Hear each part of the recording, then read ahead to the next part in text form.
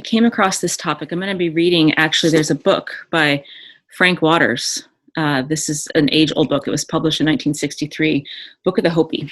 So I'm going to read to you from this book where I think a lot of the information about the Hopi prophecy comes from. I want to start by having us take a moment to consider the meaning of our words. Words are metaphors. So we speak in metaphors. And actually, when we're speaking in words, we're trying to communicate something energetically. There's a story, and I believe it's a Native American story, about how a little child sees this thing that's fluttering around on the ground, hopping around, picking up insects, flying off into the trees. And the child asks, the grandmother, the parent, what that thing is. And the grandmother says, it's a bird. And you can kind of feel how at one point it's this fluttery, noisy, singy thing. And then all of a sudden it's whoosh, there's the category, bird. And not only with the category, there's the associations with the words.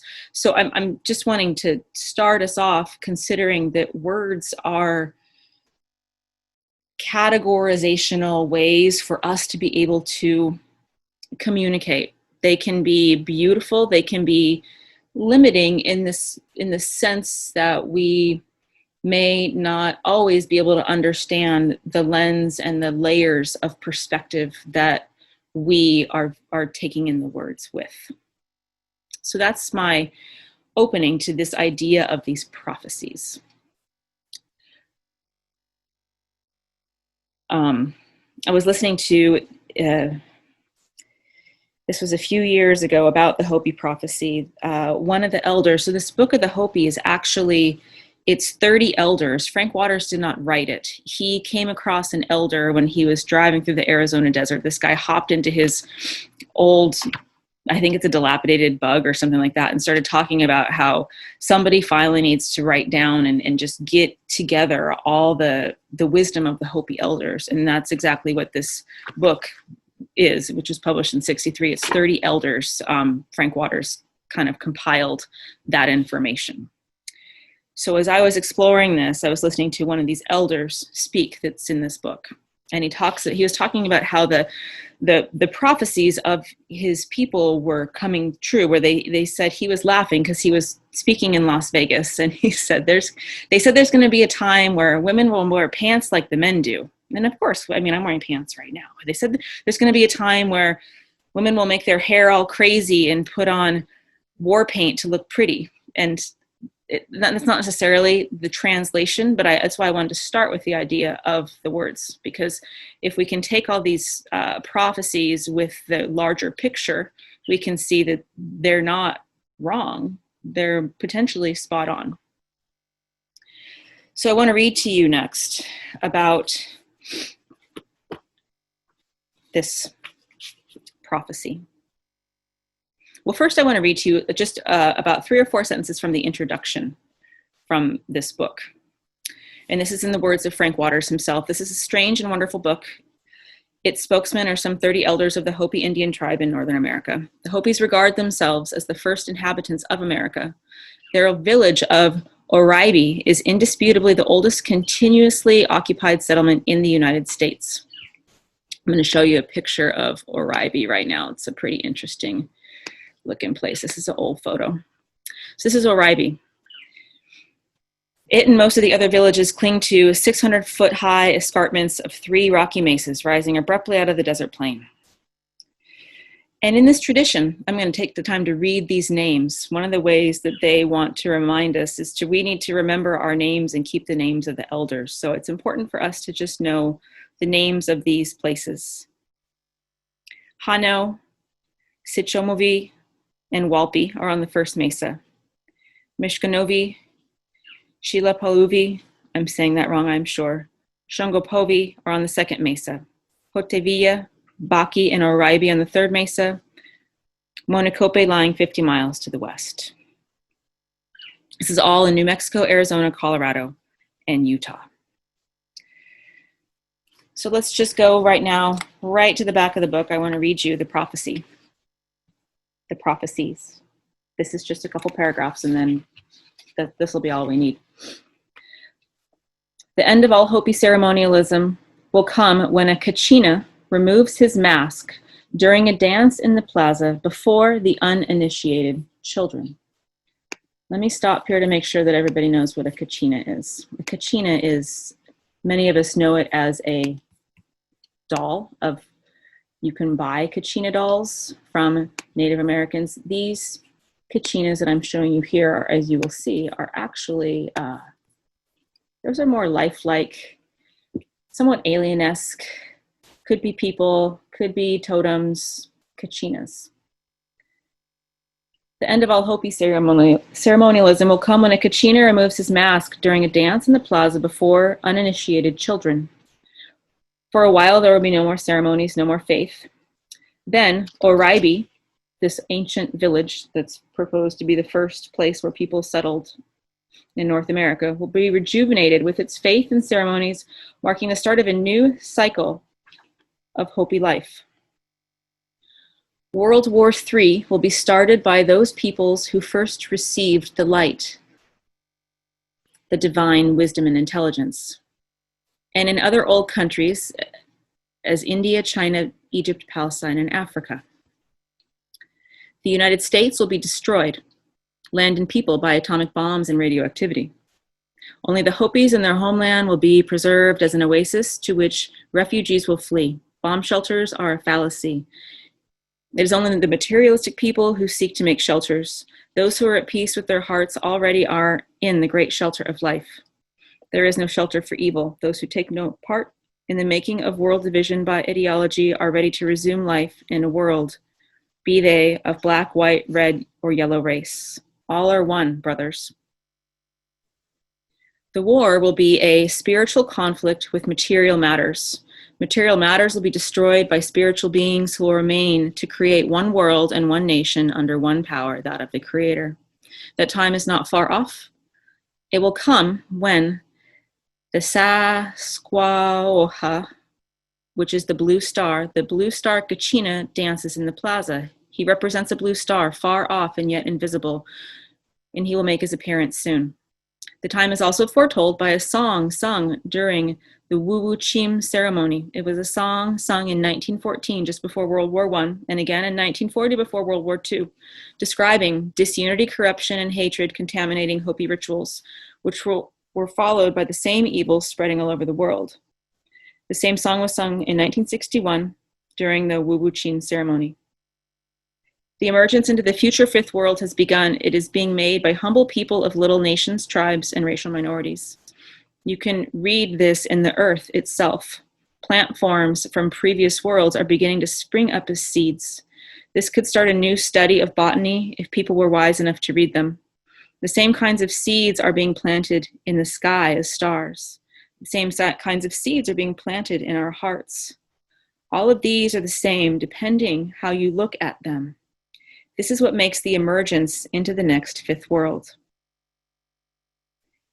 These comprise the 9 most important prophecies of the Hopis, connected with the creation of the 9 worlds, the 3 previous worlds on which we have lived, the 4th present world, and the future 3 worlds we have yet to experience.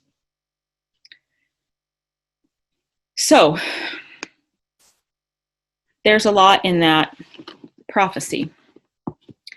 And it was interesting because I remember at the start of 2020, I usually do a podcast. And one of the things that came through was World War. And I think I've told a few of you that. And I thought, gosh, that's really dark. And then somehow I would like to offer, so the words are metaphors. The words are energetic space holders for what these visionaries who saw were trying to communicate would come to pass. Over the course of time, words take on different meanings. World War III, something that's affecting the whole world, in the United States especially. That might actually be here. It might not. Take what I'm offering with a grain of salt. But they're pointing to the idea of the need for unification, and they're pointing to the idea of the need for getting back to the earth and getting back to the land. And it's interesting to note that they're talking about a kachina. I want to share what an elder medicine walker bear has to share about kachinas next, because it will help us to frame what I'm about to share next. And I'm going to quote her. The Hopi people believe there are two forms of everything on the planet, the physical and the spiritual. The word Katsinim means spirit, and this is where the word Kachina comes from. The story of how Kachina came to the Hopi people starts off long ago in a village of our ancestors where drought had taken hold. And essentially, I'll shorten the story. These Kachina come, they bring all the food, they bring all the sustenance to these people. And at first, the humans are scared. And then they stick around and they realize the Kachinas are actually like spirit beings, like angels that want to help them. And so then they invite these Kachinas, these spirit angel helper beings, they say, hey, stay, we want you guys here, we need you. So they agree to stay. These Kachinas stay, the humans get lazy, and they're no longer hungry, so they're just taking things for granted. So the Kachinas see this, and I'm going to continue reading. Fast forward. Kachinas seeing that because they had come to live with the Hopi people, things came too easy to the villagers, and they soon forgot how to be humble, how important the need for prayer and honor were. So they decided that it would be best to return once again to where they'd come from, thus allowing the people to return to the rightful way of life. So the Hopis beg the Kachinas to stay. The Kachinas are like, no, this is the best. So this leads us to the story of the blue Kachina, which is mentioned in this prophecy. They talk about the blue star Kachina dancing in the plaza. Time is coming where he will make his appearance. And this is the idea of World War III.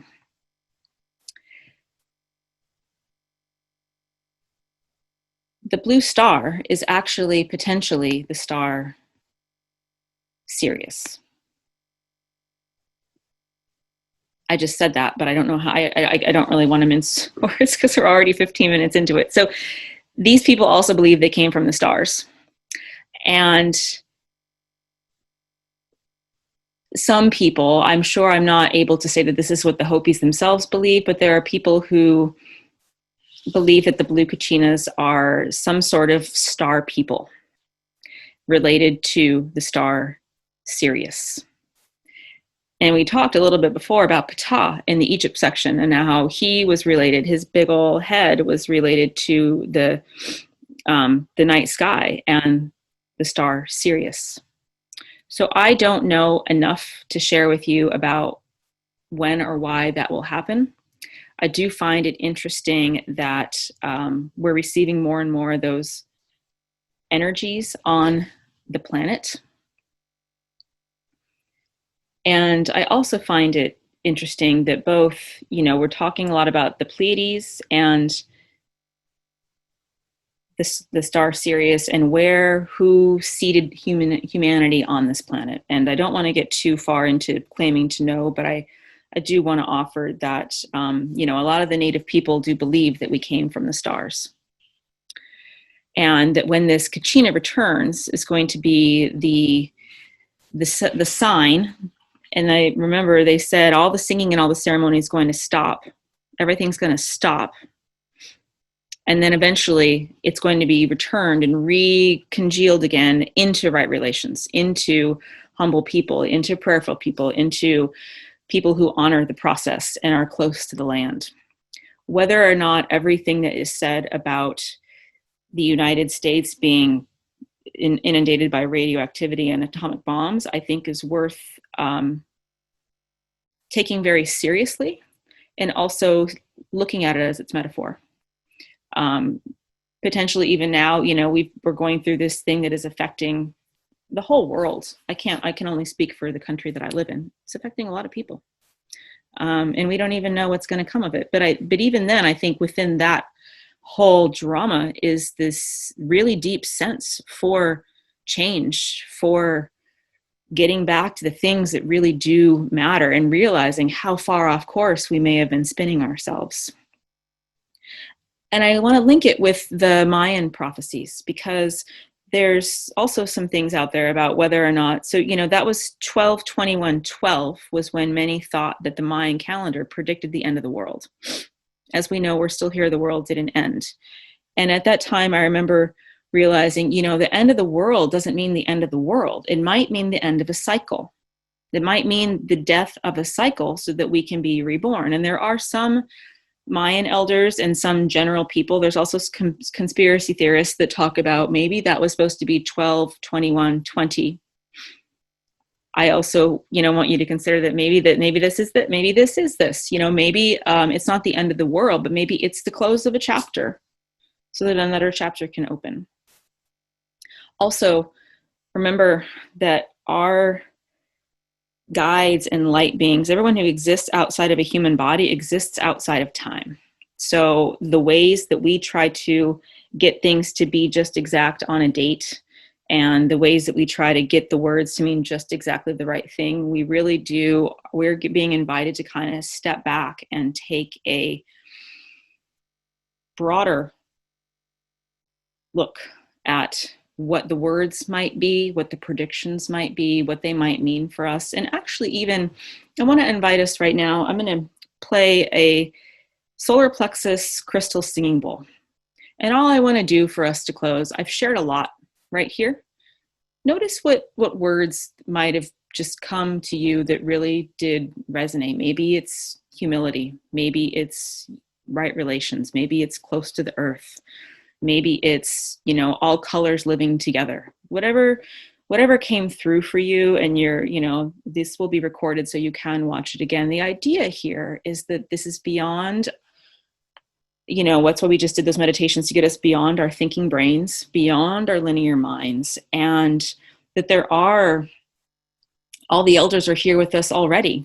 And, we are just the ones that are waking up to returning to the simpler way. So let me just lean back and get this bowl.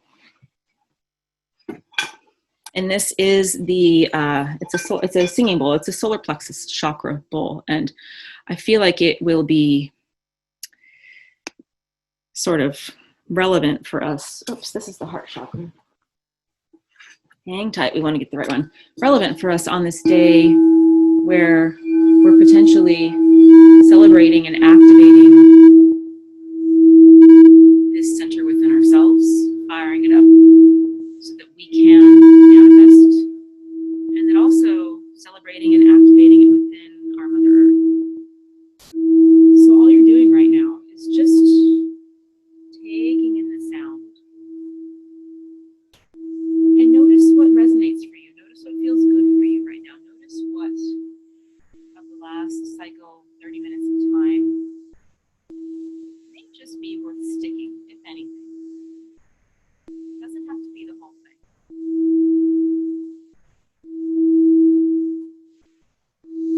We are energetic beings, and we have energetic sensors. We're capable of sensing truth, of sensing what's real, and of sensing what's not.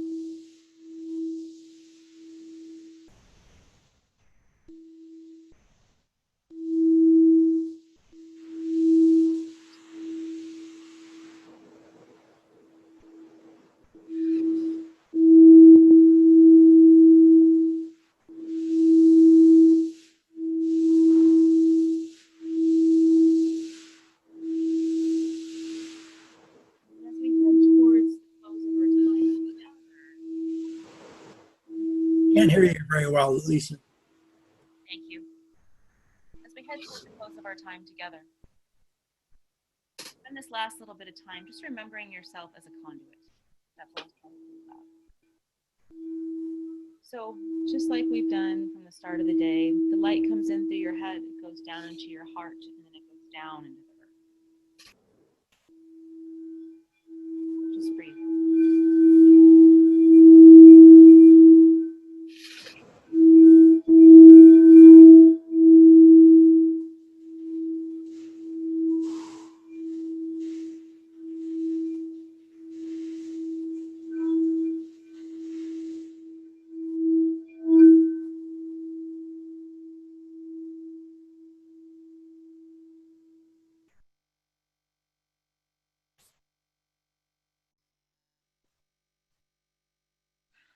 And with that, not only are we complete, but I would like to offer that just simply by spending this time gleaning the pieces of truth that resonate for you, we are the wiser. We don't have to have all the answers just yet, but we certainly can know even more clearly the path that we're on and the why. So, my wish for all of us as we head into this eve, you know, at Stonehenge, that when we started, I mentioned they greet the sunrise, they watch the sunset. And Egyptians do the same thing, greet the sunrise and watch the sunset. So maybe potentially notice as the sun has already set for you today, or as it's going to set for you, whatever you want to be grateful for, bring with you through the night so as to rebirth tomorrow. And just know that from here forward, we are bringing in more light. We are receiving more light.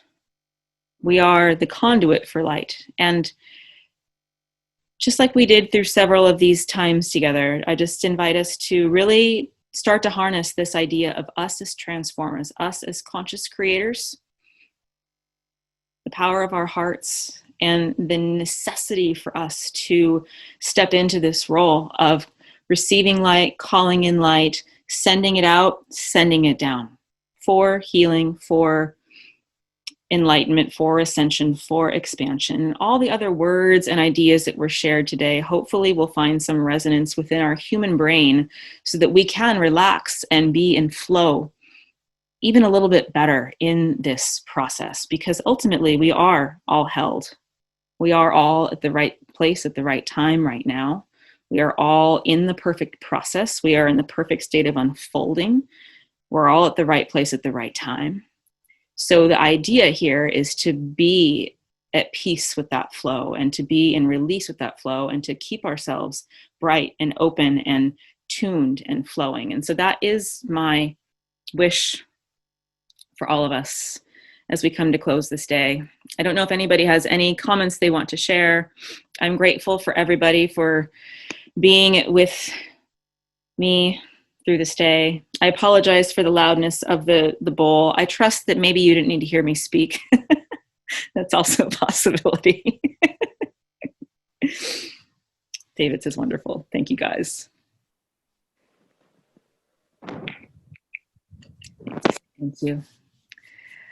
Thank you. I appreciate all of you guys. I'm grateful for all of you. And so this is a recording that is going to be up on the same website, Seeding Not Reciprocity's website. I also have a YouTube channel, so we'll be sharing it there.